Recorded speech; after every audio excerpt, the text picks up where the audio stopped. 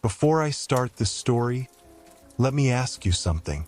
If you enjoy creepy internet mysteries, the kind that keep you awake at night, make sure to subscribe. You don't want to miss what's coming next. Alright, let's begin. There are places online that feel like shadows, forgotten, decayed corners of the web where time doesn't move normally. Most of them are harmless. Abandoned forums, dead blogs, maybe old chat rooms that no one visits anymore. But sometimes you stumble into something that feels wrong. Something that feels alive. That's what one user claimed when he found what he called the room. He was a late-night browser, the kind who clicked through links until sunrise without realizing it. That night, he'd been chasing nostalgia, looking through threads about old websites from the late 90s and early 2000s. Buried deep in one forum post, he noticed a comment. Just a strange link. No title. No explanation. It didn't even look like a real URL, just a mess of letters and numbers. Curiosity got the better of him. He clicked. The page that loaded looked like it had been frozen in time. Plain white background, blue underlined links. No ads, no logos, just raw HTML.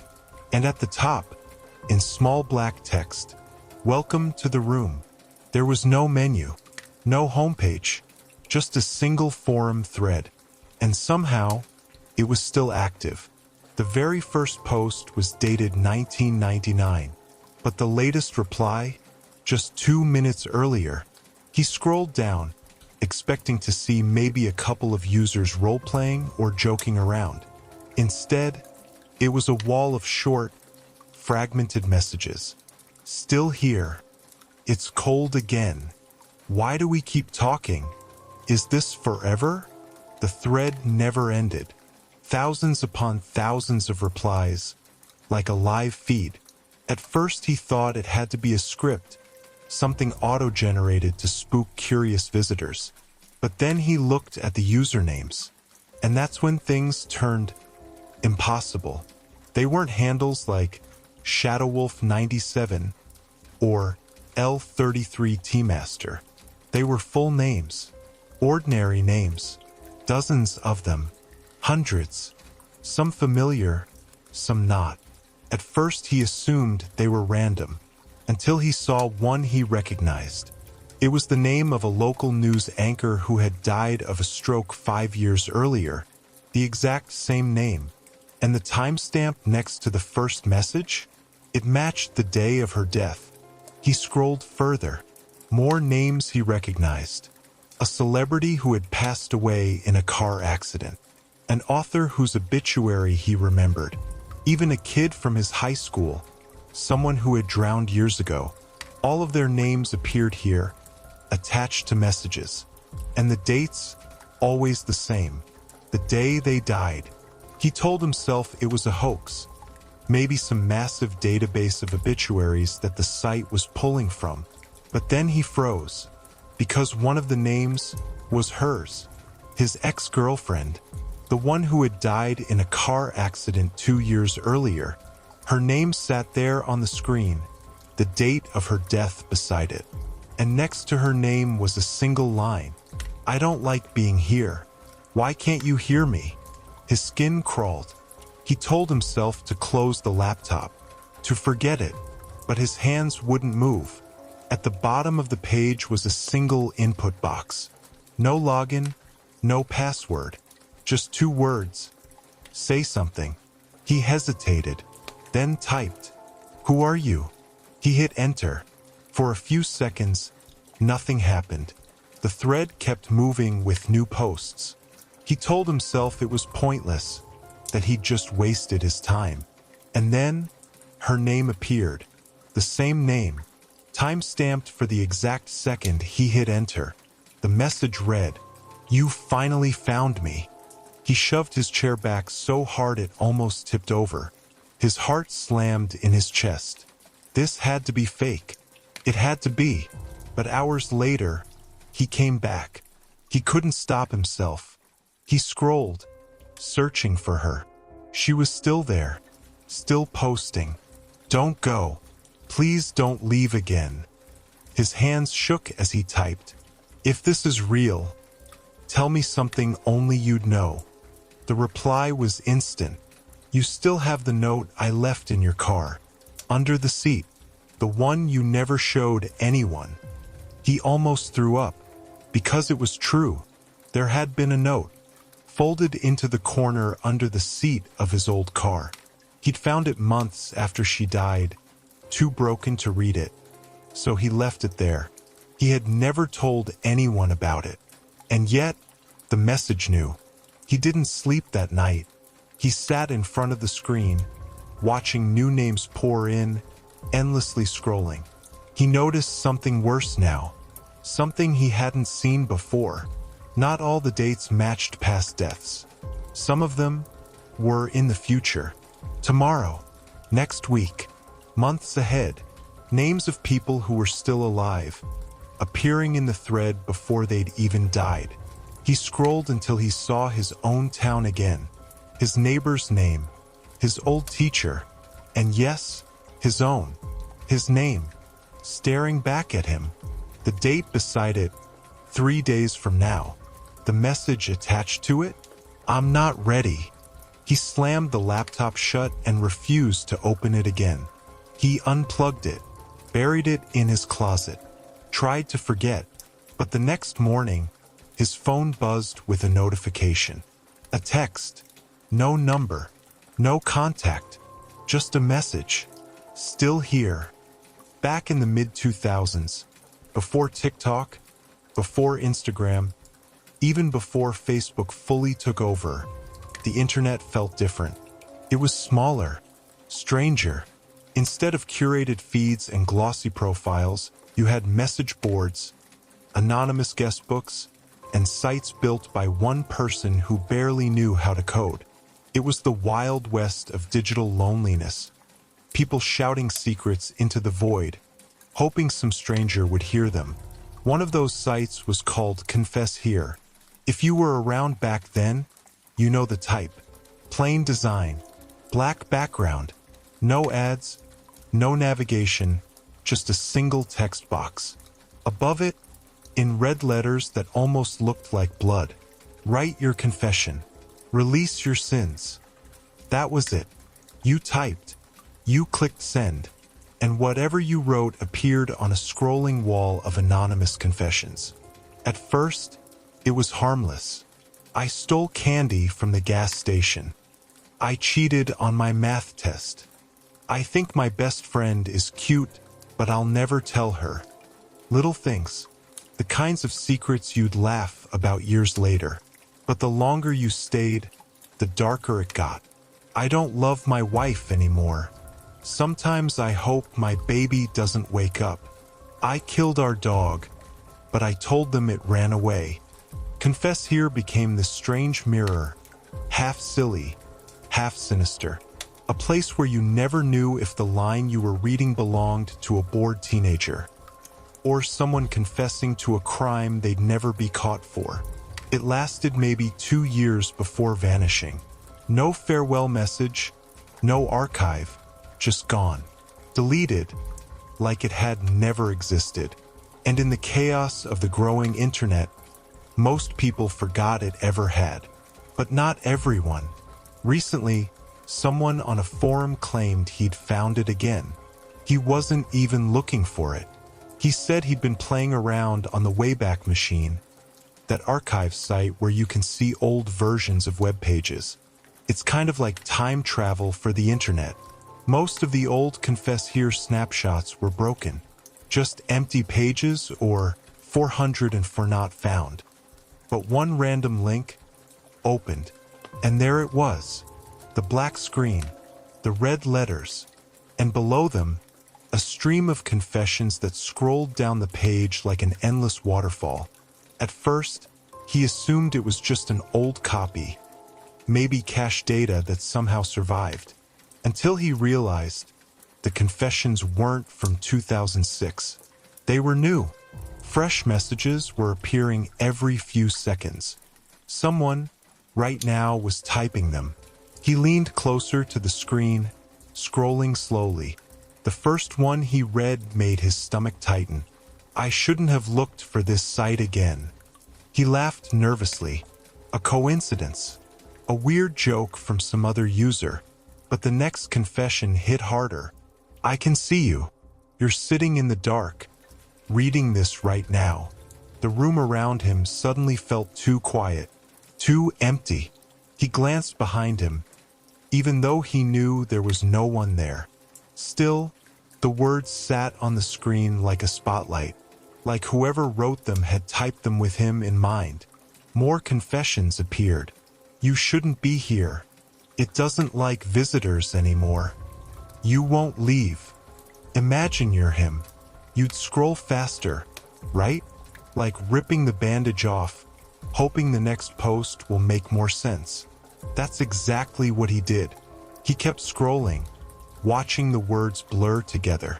Some were random, like normal confessions, but others felt like they were reaching out of the screen toward him. You keep scrolling, but you won't stop. Why do you think you found us again? This isn't a website anymore. It's a mouth. A mouth.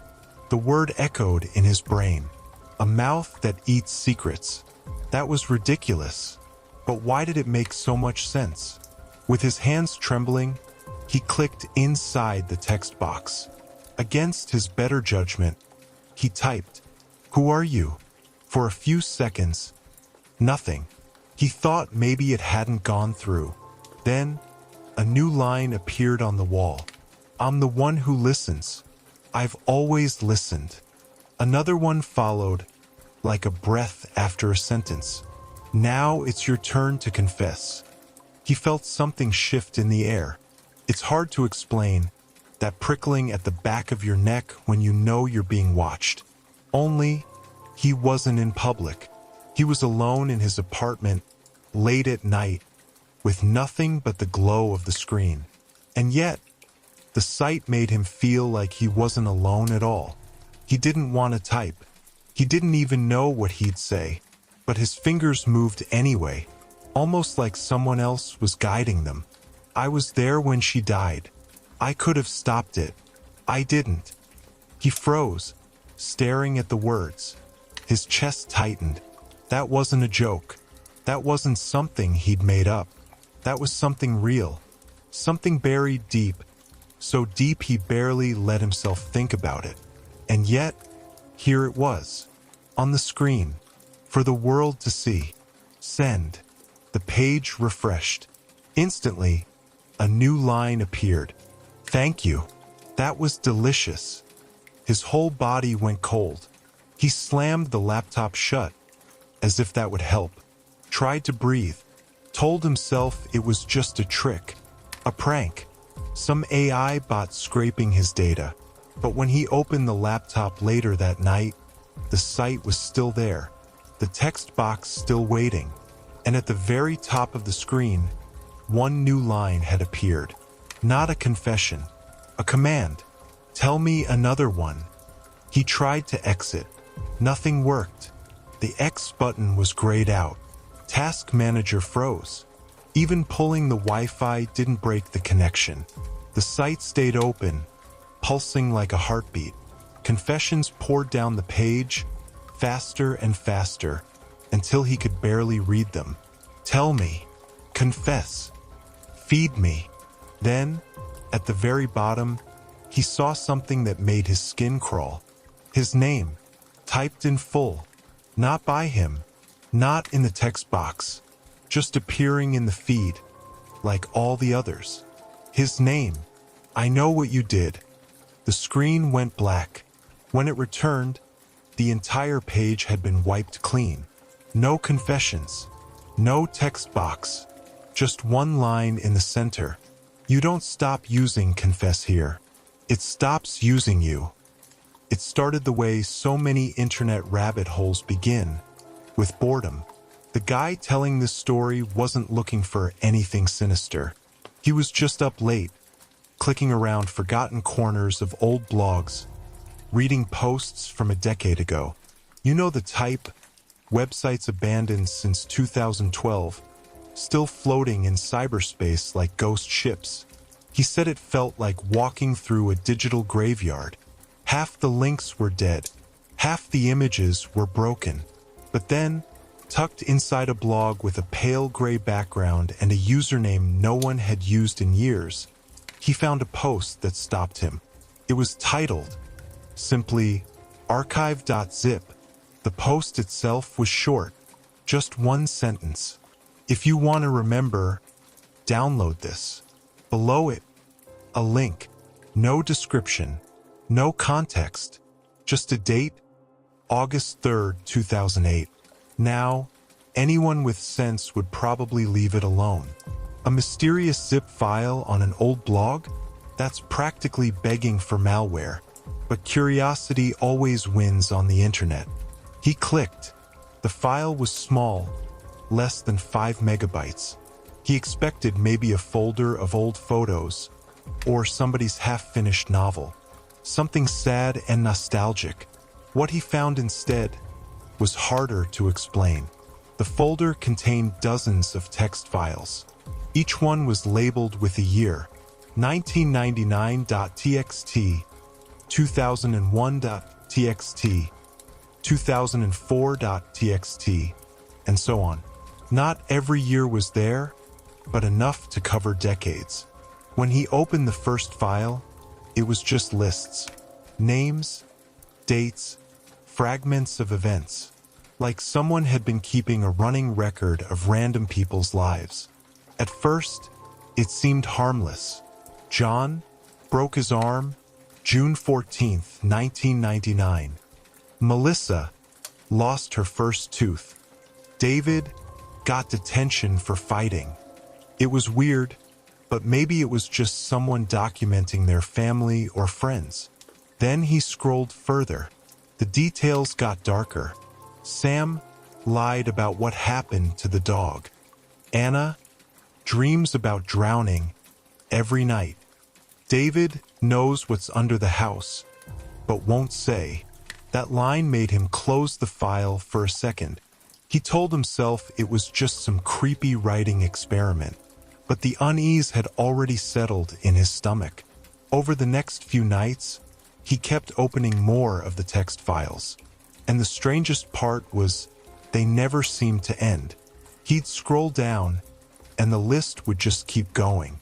Thousands of lines, tens of thousands. Some were heartbreakingly ordinary. Evelyn, first kiss behind the movie theater. Others were chilling. Marcus, buried it in the woods. Won't tell anyone where. Some felt impossible. Rachel has 2 months left.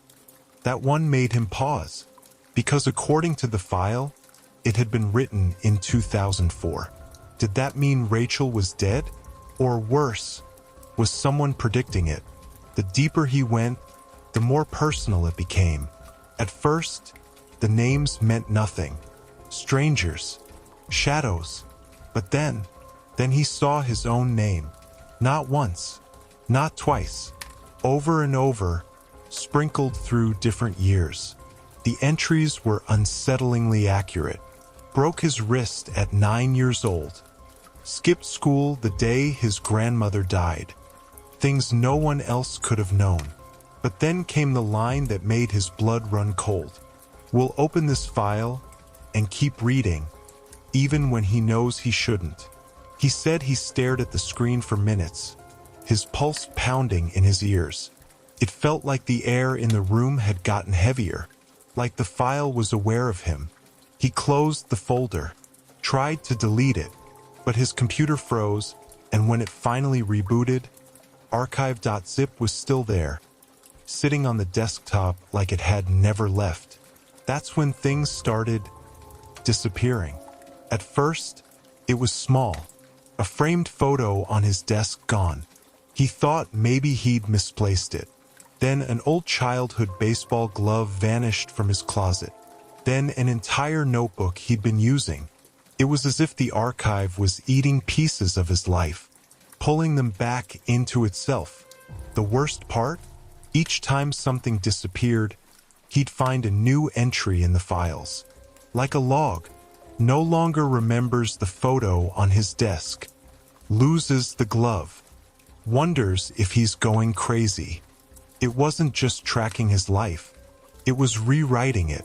One night, desperate to understand, he opened the most recent file and scrolled to the bottom.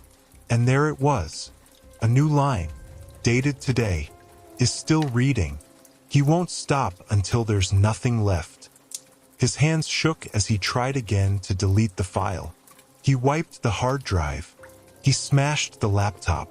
But when he bought a new one, brand new in the box, the folder was waiting for him on the desktop the first time it powered on.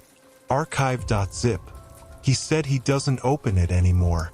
But sometimes, when his computer is idle, the cursor moves on its own. The folder clicks open. The file scrolls slowly down the screen, as if the archive is reading itself aloud. He never watches long enough to see what it says.